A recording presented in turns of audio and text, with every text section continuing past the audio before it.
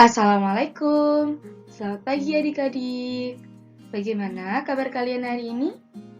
Semoga sehat selalu ya, dan tentunya tetap semangat mengikuti pembelajaran.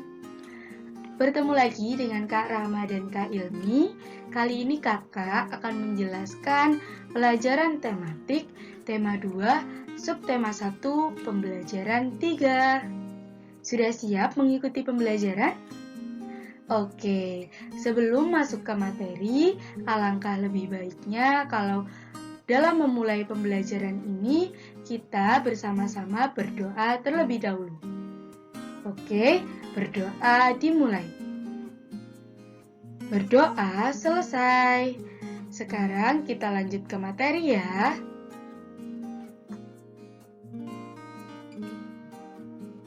Nah, materi yang pertama, ayo kita mengamati.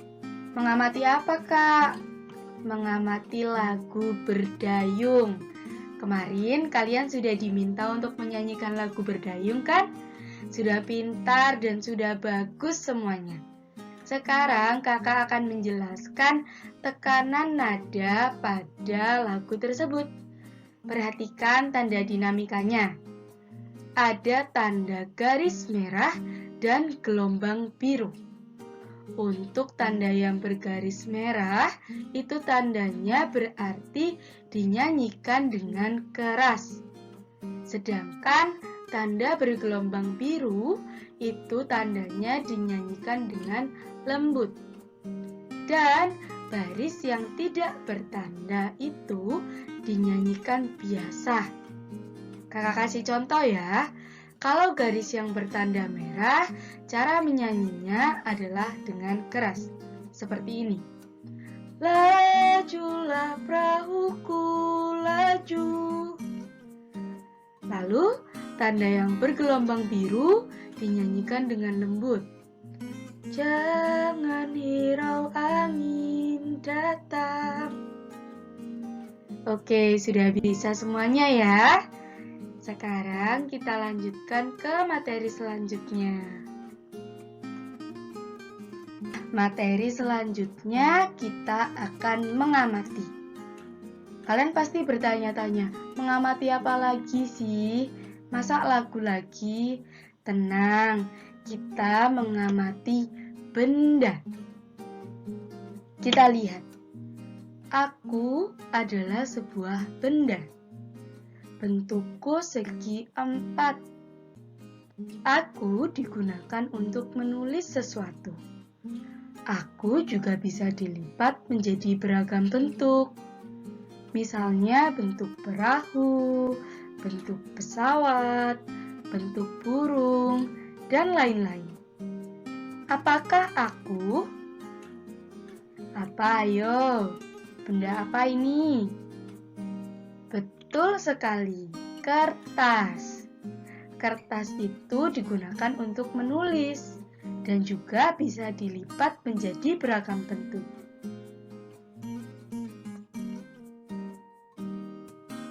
Setelah mengamati kertas, sekarang kita belajar sifat benda-benda di sekitar kita. Apa aja?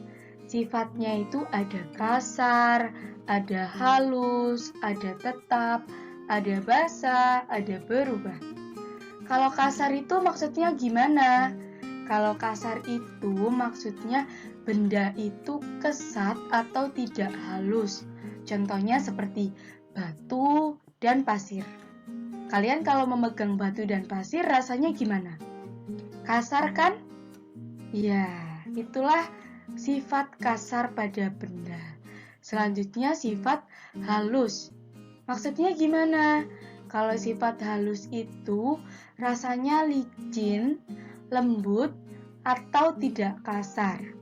Biasanya itu bendanya adalah kapas dan bulu.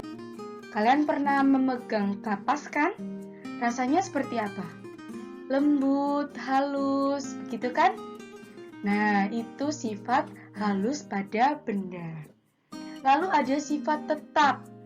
Sifat tetap ini maksudnya tidak berubah keadaan atau bentuknya. jadi sudah paten, sudah tidak bisa dirubah lagi. Contoh bendanya adalah pensil. Ada lagi contohnya adalah meja. Kan sudah tidak bisa dirubah ya. Kalau pasir nanti kita buat menjadi patung, masih bisa. Tapi kalau pensil kita rubah sudah tidak bisa karena sifatnya tetap. Begitu ya adik-adik. Lalu ada sifat basah. Sifat basah ini artinya mengandung air. Kalian kalau memegang air, tangan kalian terasa basah kan? Nah, itulah sifat basah pada benda.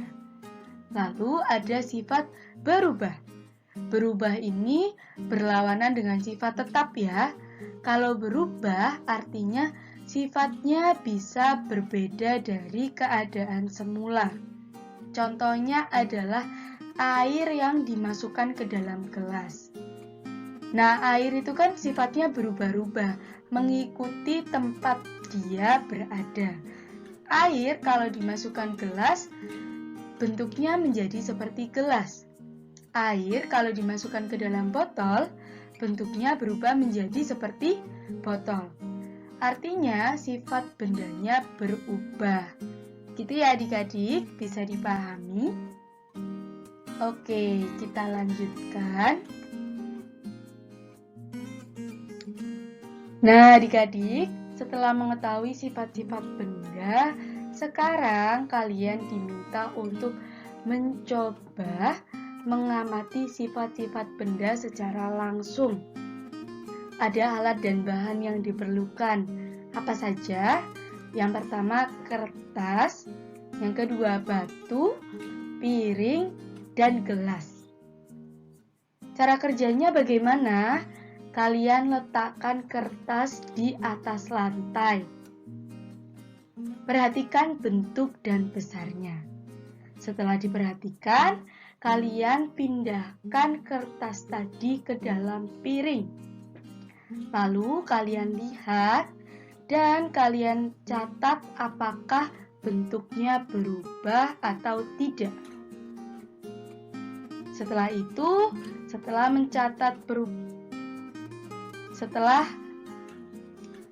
mencoba kertas, sekarang adik-adik ambil batu dan letakkan di atas meja. Sama seperti kertas tadi, adik-adik amati bentuk dan besarnya. Lalu setelah itu, pindahkan batu tersebut ke dalam gelas. Lalu adik-adik lihat, berubahkah atau tidak bentuknya. Lalu adik-adik catat di buku. Setelah mengamati, adik-adik diminta untuk menyimpulkan hasil pengamatan yang sudah adik-adik lakukan. Bisa dipahami ya? Apabila ada yang tidak dipahami, adik-adik bisa menghubungi kakak. Oke, kita lanjut. Nah, sekarang ayo kita berhitung. Sekarang kalian amati dulu gambar berikut ini. Ada 3 kelompok, yang masing-masing kelompoknya terdiri dari 4 batu. Berapakah jumlah keseluruhan batu itu? Masing-masing kelompok terdiri dari 4. 4-nya dikalikan 3. Berapa? 4 ditambah 4 ditambah 4 sama dengan jumlahnya 12. Sekarang kita berlatih ya. Kakak punya 3 segitiga. Ditambah lagi 3 segitiga. Ditambah lagi 3 segitiga. Berapakah jumlah keseluruhan segitiganya? Di situ ada 3 kelompok, yang masing-masing kelompoknya terdiri dari 3 segitiga. Maka bisa dibuat perkalian dengan jumlah 9, yaitu 3 kelompok dikali 3 segitiga sama dengan 9. Kita lanjutkan. Sekarang kita berlatih sekali lagi. Ada 2 susi. Kemudian ada lagi 2 susi. Ditambah lagi 2 susi. Dan ditambah lagi 2 susi. Berapakah jumlah keseluruhan susinya? Bisa kita tambahkan 2 susi ditambah 2 susi ditambah 2 ditambah 2 susi lagi. Berapakah jumlahnya? 1, 2, 3, 4, 5, 6, 7, 8. Ada 8 susi. Nah,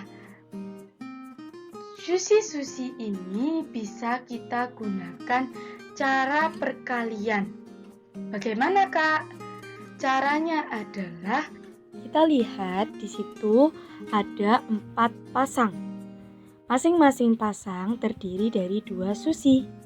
Maka untuk perkaliannya dapat kita buat 2 dikali 4 sama dengan 8. Nah, sekarang sudah tahu kan caranya melakukan perkalian dengan penjumlahan berulang. Oke, kalau begitu selamat belajar.